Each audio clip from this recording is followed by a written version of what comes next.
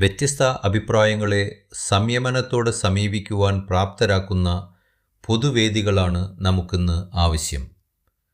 സഹിഷ്ണുതയോടെ വിഷയങ്ങൾ ചർച്ച ചെയ്യുവാനും അപരൻ്റെ അഭിപ്രായങ്ങൾ മാനിക്കുവാനും സ്വന്തം അഭിപ്രായങ്ങളും നിലപാടുകളുടെയും തനിമ സുതാര്യമായി ബോധ്യപ്പെടുത്തുവാനും ഇതിലൂടെ കഴിയുമെന്ന് അങ്കമാലി കാര്യവിചാര സദസ്സിൻ്റെ 8ാമത് വാർഷികം ഉന്നത വിദ്യാഭ്യാസ വകുപ്പ് മന്ത്രി റോജി എം ജോൺ ഉദ്ഘാടനം ചെയ്തുകൊണ്ട് അഭിപ്രായപ്പെട്ടു.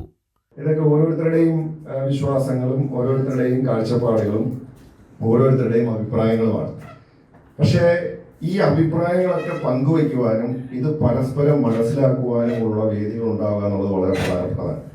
അവിടെയാണ് നമുക്ക് നമ്മുടെ അഭിപ്രായങ്ങൾ മാത്രമല്ല, അതിനപ്പുറത്തും മറ്റു ചില അഭിപ്രായങ്ങളുണ്ട് എന്നും അതിലൊക്കെ ചില ശരികളുണ്ടെന്നും ചില തെറ്റുകളുണ്ട് എന്നും നമ്മുടെ അഭിപ്രായങ്ങളിൽ എന്തെങ്കിലുമൊക്കെ മാറ്റങ്ങൾ വരുത്തുവാനായിട്ടുള്ള ഒരു കാരണമാവുകയും ഒക്കെ ചെയ്യുന്നത് ഇതുപോലെ ചർച്ചകൾ നടക്കുമ്പോഴും അല്ലെങ്കിൽ അഭിപ്രായ പ്രകടനങ്ങളും അഭിപ്രായ വിയോജിപ്പുകളും ഉണ്ടാകുമ്പോഴാണ്.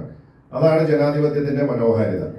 അത് ഇല്ലാത്തിടത്ത് ചില നിർദ്ദേശങ്ങൾ അല്ലെങ്കിൽ ഡയറക്ഷൻസ് ഏതെങ്കിലും കോണുകളിൽ നിന്ന് നൽകപ്പെടുന്നു. ആ ഡയറക്ഷൻ നമ്മൾ ചോദ്യം ചെയ്യപ്പെടാതെ എല്ലാവരും ഫോളോ ചെയ്യുക എന്ന് പറഞ്ഞാൽ അതൊരു ജനാധിപത്യ സംവിധാനമാണ് എന്ന് പറയാൻ കഴിയില്ല. ജനാധിപത്യത്തിൽ 5 വർഷം കൂടുമ്പോൾ നടക്കുന്ന തെരഞ്ഞെടുപ്പും ഒരു ജനപ്രതിനിധികളെ തെരഞ്ഞെടുക്കുന്ന ഒരു ഭരണ സംവിധാനവും മാത്രമല്ല. ജനാധിപത്യം എന്ന് പറയുന്നത് 365 ദിവസവും നമ്മുടെ ഓരോരുത്തരുടെയും വ്യക്തി ജീവിതത്തിലും സാമൂഹിക ജീവിതത്തിലും പൊതുജീവിതത്തിലും ഒക്കെ എല്ലാ മനുഷ്യരും പാലിക്കേണ്ടുന്നതായിട്ടുള്ള ഒരു മൂല്യം കൂടിയാണ് ഈ ജനാധിപത്യം എന്ന ഒരു ബോധ്യം എല്ലാവർക്കും ഉണ്ടാവേണ്ടത് വളരെ പ്രധാനപ്പെട്ടതാണ്. ജോർജ് സ്റ്റീഫൻ അധ്യക്ഷത വഹിച്ചു. ഭാഷ, സംസ്കാരം, സാഹിത്യം എന്ന വിഷയത്തിൽ സമസ്ത കേരള സാഹിത്യ പരിഷത്ത് പ്രസിഡന്റ് ഡോക്ടർ TS ജോയി പ്രഭാഷണം നടത്തി. ശേഷമാണ് ഈ രീതിയിൽ പോകില്ല. ഭാഷയെക്കുറിച്ച് ഗാന്ധിക്കുണ്ടായ ധാരണ ഭയങ്കരമായിരുന്നു. എങ്ങനെയാണ് ബ്രിട്ടീഷുകാരോട് പടപൊരുതാൻ ഈ ജനതയെ മുഴുവൻ എങ്ങനെ കോർത്തിണക്കാം?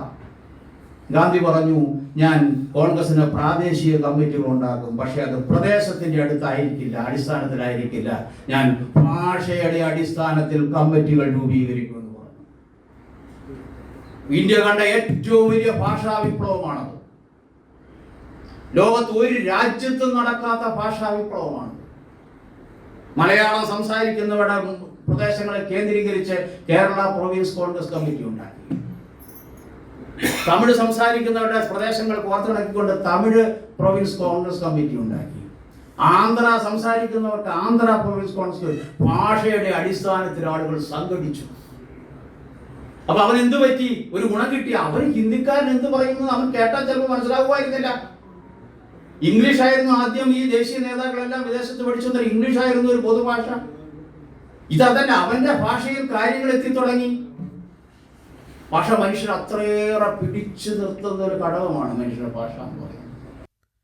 മുൻ മന്ത്രി അഡ്വക്കേറ്റ് ജോസ് തെറ്റയിൽ, മുൻ MLA PJ Joy, bamboo corporation മുൻ chairman KA Chackochan, municipal chairperson Reetha Paul, advocate Thankachan Varghese, advocate Thankachan Vempiliyath, Wilfred H, KK Suresh, Cherian Manjooran, NP Avarachan, Paul Panjikkaran, KK Joshi, മുൻ മുനിസിപ്പൽ ചെയർമാൻമാരായ K Kuttappan, Mathew Thomas, standing committee chairperson Lexi Joy, KS Supriya, Lathika Sasikumar, Baby V Mundadan, Sreemoolanagaram Mohan Cherai, കവി ഡോക്ടർ സുരേഷ് മൂക്കന്നൂർ, BV ചന്ദ്രൻ, കവിയത്രി Sumayya teacher, merchants association president NV Polachan, Kalady S Muraleedharan, Satheesh Mampra, KP Baby, advocate KS Shaji, KV Murali,